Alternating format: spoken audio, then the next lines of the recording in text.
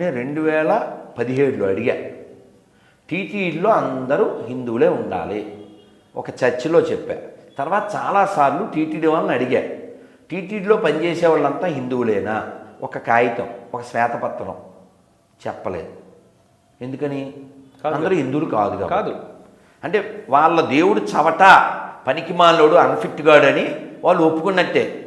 ఎవరైతే క్రైస్తవులుగా ఉండి టీటీడీలో పనిచేస్తూ అక్కడ స్వామివారి సొమ్ము జీతంగా తీసుకుంటూ చర్చికి వెళ్తున్నారో వాళ్ళంతా ఇండైరెక్ట్గా ఎస్ మా దేవుడు మా కూడు కూడా పెట్టలేని దద్దమ్మా అని వాళ్ళు ఒప్పుకున్నట్టే. ఎందుకంటే వాళ్ళు బతికేది ఎవరి మీద? మనం హుండీలో వేసే డబ్బుల మీద. సిగ్గు నీతి లేనివాడే క్రైస్తవుడు కాగలడు. ఈ విషయంలో గవర్నమెంట్ కూడా కల్పించుకోవాలి కదా గురించి. చిచ్చి, చాలా తప్పు మాట చెప్పావు. బాగుండదు కానీ చెప్పక తప్పదు, చెప్పేస్తా. లాంగ్ ఎగో ఏదో ఊళ్ళో సాయంత్రం 6ంటికి భర్త మెట్లు ఎక్కుతున్నాడు. వాడెవడో అన్నోన్ ఫెలో దిగుతున్నాడు చొక్కా బటన్స్ పెట్టుకుంటూ. భర్త అడిగాడు, ఎవడరా నువ్వు, మా ఇంట్లోంచి వస్తున్నాను. నేనెవడో లోపల ఒకటి ఉంటుంది దాన్ని అడుగు అన్నాడు. వీడు వెంటనే దూకి చచ్చిపోతే సరిపోతుంది కదా సార్, చెంచారు. సో ఆ భర్తే మన గవర్నమెంట్. మనం ఎన్నుకున్న నాయకులే కదా గురించి. నీ పాయింట్లోకి వద్దాం. నువ్వు దేనికి ఎన్నుకున్నావు?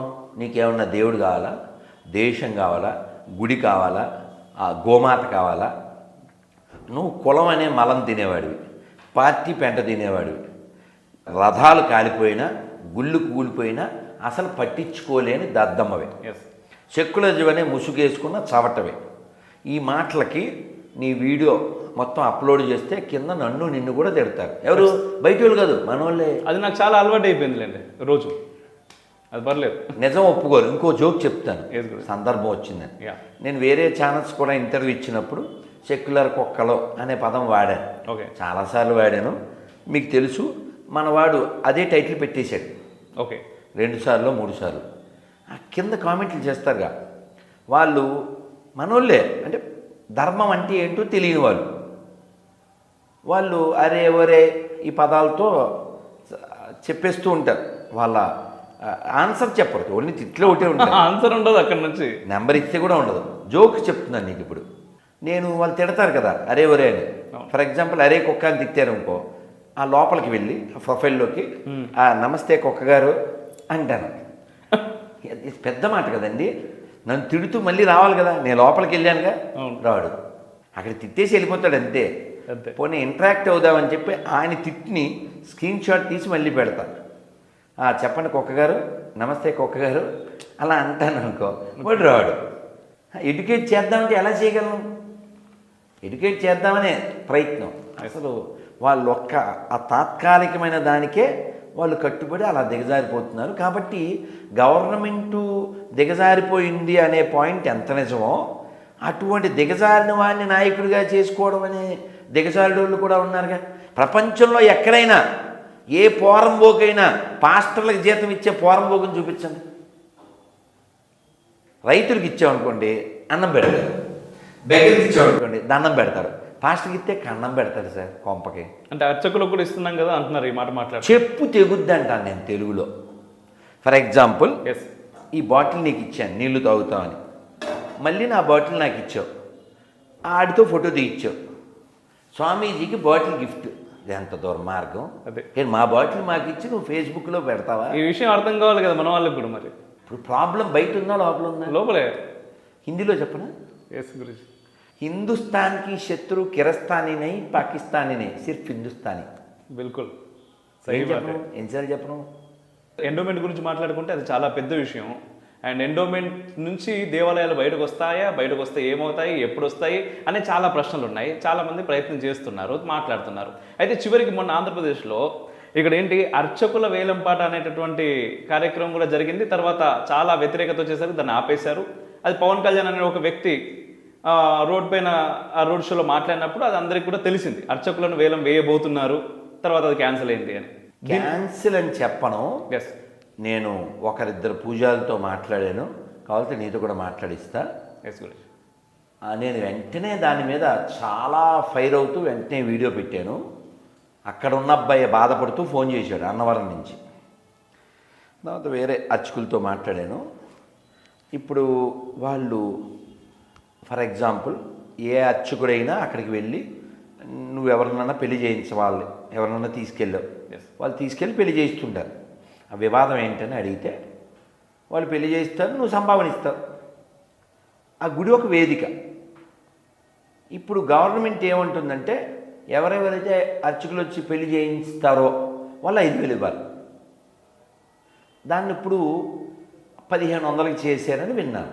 ఓకే, పూర్తి డీటెయిల్స్ తెలియదు. మొత్తానికి వ్యాపారం అయితే ఆపలేదు.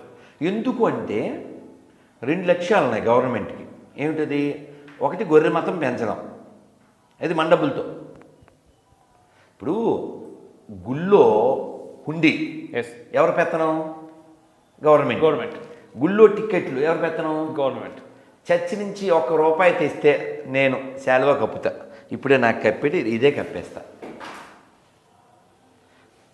చర్చి నుంచి ₹1 తెస్తే ఎన్ని రూపాయలు తెచ్చారో చెబితే ఈ 4 ఏళ్లలో ఆంధ్రప్రదేశ్ ప్రభుత్వం గవర్నమెంట్ మేము ఇదిగో మసీద్ నుంచి ఇంత తెచ్చాం, చర్చి నుంచి ఇంత ఆదాయం వచ్చింది గవర్నమెంట్ చూపించమను. మా గుళ్ళో డబ్బులు ఎత్తుకుపోయి మాకు టికెట్లు పెట్టి మాకు ఇక్కట్లు పెట్టి తిరుమల క్యూ లైన్లో పాలు కూడా పిల్లలకి ఇవ్వకుండా వాలంటరీ దే ఆర్ డూయింగ్. రేట్లు కూడా చాలా పెంచుతున్నారు కదా తిరుమలలో. నీకు అర్థం కావట్లేదా? ఎప్పుడో చెప్పాడు అన్నయ్య, ఎందుకు మద్యం రేట్లు పెంచుతున్నారు? మద్యం రేట్లు పెంచితే మద్యం తాగడం మానేస్తారు. Same concept. టికెట్లు రేట్లు పెంచితే దేవుడి దగ్గర రావడం మానేస్తారు. అలా రావడం మానేస్తే మేము మత మార్పు చేసుకోవచ్చు. అర్థం కాలే? అర్థం చేసుకోరు. ఎస్ గురుజీ, అయితే మరొక విషయం, రీసెంట్గా ఆంధ్రప్రదేశ్లో జరిగింది, ఎట్ ది సేమ్ టైం హైదరాబాద్లో కూడా కొన్ని స్కూల్లో జరుగుతూ ఉంది. మనం నార్మల్గా భగవద్గీతని స్కూల్లో ఇంట్రొడ్యూస్ చేయండి అంటేనే మీరు అన్నట్టుగా చాలామంది రోడ్ల మీదకి వస్తారు. అసలు భగవద్గీత ఏంటి, స్కూళ్ళలో ఏంటి, అది చేయకూడదు, ఈ సెక్యులర్ ప్రభుత్వము, సెక్యులర్ దేశం అన్నది ప్రతి ఒక్కరికి సమాన అధికారాలు ఉంటాయి అనే రేంజ్లో మాట్లాడుతూ ఉంటారు. బట్ ఆబ్వియస్లీ మనకు తెలుసు మైనార్టీలకే ఎక్కువ అధికారాలు ఉంటాయి, ఎక్కువ హక్కులు ఉంటాయి. అయితే ఈ మధ్య మనం క్రిస్మస్ తాతయ్యని ఎలా నెత్తి మీద పెట్టుకున్నామో తెలుసు. స్కూళ్ళ విషయంలో, ముఖ్యంగా పిల్లల విషయంలో క్రిస్మస్ వచ్చింది అంటే దాదాపు మన పిల్లలందరూ కూడా క్రిస్మస్ తాతలు అవుతారు. ఇప్పుడు నెక్స్ట్ ఖురాన్ కూడా నేర్పిస్తున్నారు కొన్ని స్కూల్స్లో. అండ్ సరస్వతి మంత్రం చదువుతూ ఉండే ప్రార్థనలో టీచర్ వచ్చేసి ప్రిన్సిపల్ దగ్గరికి ఆపండి, అదేదో అపచారం. మరి సరస్వతీదేవి చదువుల తల్లిని మనం కొలిచేది, ఆవిడ మంత్రాన్ని ఆపేయమంటున్నారు నిర్దాక్షిణ్యంగా, మధ్యలో ఆపేస్తున్నారు కూడా. ఎందుకంటే ఈ టీచర్లు ఎవరైతే ఉన్నారో ఇదంతా 36 బ్యాచ్, అది క్వాలిఫైడ్ బ్యాచ్ కాదు. ఇప్పుడు నీకు కార్ డ్రైవింగ్ వచ్చా? ఎస్. నీకు వచ్చా అబ్బాయి? అతను నాకు చాలా ఇష్టం, కానీ కార్ డ్రైవింగ్ సీట్ ఇవ్వలేను. ఎందుకు ఇవ్వలేను? నాకు ఇష్టమే, కానీ డ్రైవింగ్ సీట్లో అతను కూర్చోబెడితే ఏమవుద్ది? మనం పోతాం. కాబట్టి నాకు ఇష్టం కాబట్టి డ్రైవింగ్ సీట్ ఇవ్వకూడదు. క్వాలిఫైడ్ అయితేనే డ్రైవింగ్ సీట్ ఇవ్వాలి. ఇక్కడ దరిద్రం ఏంటంటే India such a country where the person got 35 marks he become officer and who have 90 marks become attendant. Yes. ఈ unqualifieds become teachers. What they will do like this one. అనువర్తీస్ కదా ఈ మాటలు. నేను కట్టుబడి ఉంటాను సుమా. those who have no driving, they only should drive. Not because he is my bamardi, because he is my nephew, because he is my friend. No. This not depend on the caste. This not depend on the area. Driving should be known to anyone. Otherwise, he should not sit. ఆవిడ పేరు ప్రతిభా భారతి అని అవిభక్త ఆంధ్రప్రదేశ్ స్పీకర్గా ఉండేది. ఆవిడ విద్యావంతుల సమావేశానికి వెళ్ళారు. ఆవిడ చక్కగా చీరాది కట్టుకుంటారు, నీట్గా బొట్టు పెట్టుకుంటారు. కానీ అక్కడ విద్యాశాఖ మంత్రుల సమావేశం జరుగుతుంటే అప్పుడు వాజ్పేయి గారు ఉండేవారు. ఈవిడ లేచి సరస్వతి నమస్తే అంటారు. నో, ఇప్పుడు గొర్రె కూడా కాదు, గొర్రె వ్యతిరేకిస్తే ఒక అందం ఉంది. అంటే సెక్యులరిజం అనే వ్యాధి ఇస్లాం క్రైస్తవం కంటే చాలా చాలా ప్రమాదం. బేసిక్గా సర్వేజన సుఖినోభవంతో అనేది మనకి ఇంకో రకంగా అర్థమైంది. ఇప్పుడు నేను 26 ప్రశ్నలు ఇవ్వడానికి కారణం ఏంటి? మా దగ్గర అమ్మ ఉంది, మా దగ్గర అన్నం ఉంది, మా దగ్గర స్నానం ఉంది, మా దగ్గర ఆనందం ఉంది, మా దగ్గర మోక్షానికి మార్గం ఉంది. కాకపోతే మోక్షం ఏకం సత్ విప్రా బహుదా వదంతి అనే వేదవాక్యం ఆధారంగా సత్యం ఒకటే, దాన్ని చేరడానికి మార్గాలు చాలా ఉన్నాయి. ఎస్ ఓఆర్ఎస్ తాగాలనుకో ఎక్కడ కొనొచ్చు? మెడికల్ షాప్లో. ఏ మెడికల్ షాప్లో? ఏ మెడికల్ షాప్లోనే కొనొచ్చు. ఎస్ అపోలోలో కొనాలని ఏం లేదే, లేకపోతే ఇంకో చోటే కొనాలని ఏం లేదే. అవును. కానీ వీళ్ళు ఏమంటారంటే మా దగ్గరే కొనాలి, లేకపోతే నువ్వు యాక్సిడెంట్ అయిపోతావు. బెదిరింపు మతాలు. ఇంగ్లిస్తాన్కి ధర్మ్ హిందుస్థాన్ కా సూట్ నై హోతాయి. ఎడారంటే ఏంటండి?